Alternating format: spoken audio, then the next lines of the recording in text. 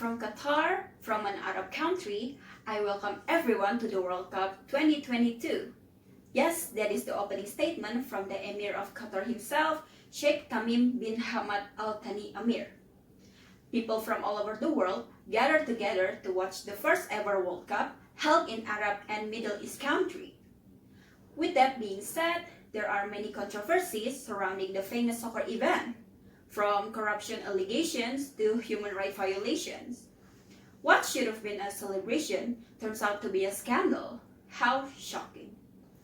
Well, ladies and gentlemen, my name is Nadia Capella, representative of Nadia News TV, and I'm here to update you on all of the allegations and scandals circulating the 2022 FIFA World Cup. Before jumping into the discussion, I want you to watch this short clip of Roger Bennett, the founder of Men in Blazers Media, talks about the controversies which actually went back 12 years before the 2022 FIFA World Cup even began.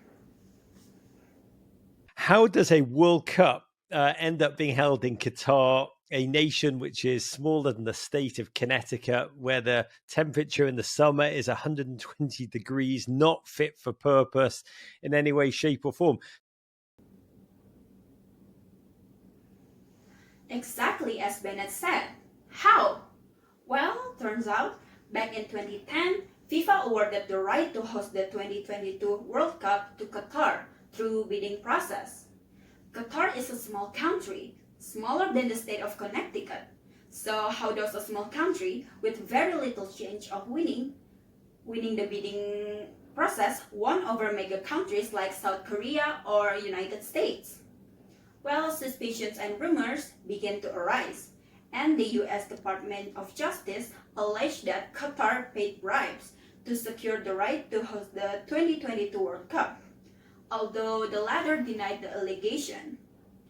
Furthermore, 10 years after the bidding process, the US Justice Department once again unveiled fresh evidence suggesting that 3 former senior FIFA officials accepted bribes to vote for Qatar.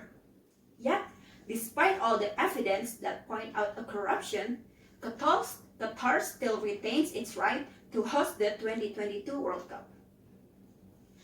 In addition, Qatar has spent a whopping $200 billion to build new stadiums, infrastructures, accommodations, and transportations prior to the tournament to serve the soccer fans who will come from all over the world. A construction that big requires a large amount of labor and labor costs, and Qatar understands that very well.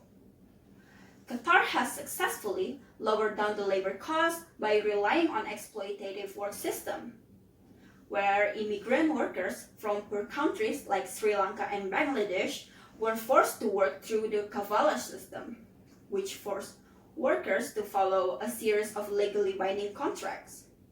This system makes it challenging not only to resign but to leave the country as well, since the employers have total control over the workers' visas. They were so overworked that according to the 2021 analysis done by The Guardian, nearly 6,500 workers had died since the beginning of the construction in 2010. Moreover, these workers were lied to about their salaries and often had to wait for months to get paid while surviving on pennies. A cruel world we lived in. Despite the many soccer fans who are aware of these scandals, they chose to ignore the truth and continue to contribute in supporting the tournament. The reality behind this internationally famous event must be acknowledged publicly and brought upon, or else many more will suffer the consequences. For the Night Daily News TV, I'm Nadia Capella. Thank you for tuning in on our show.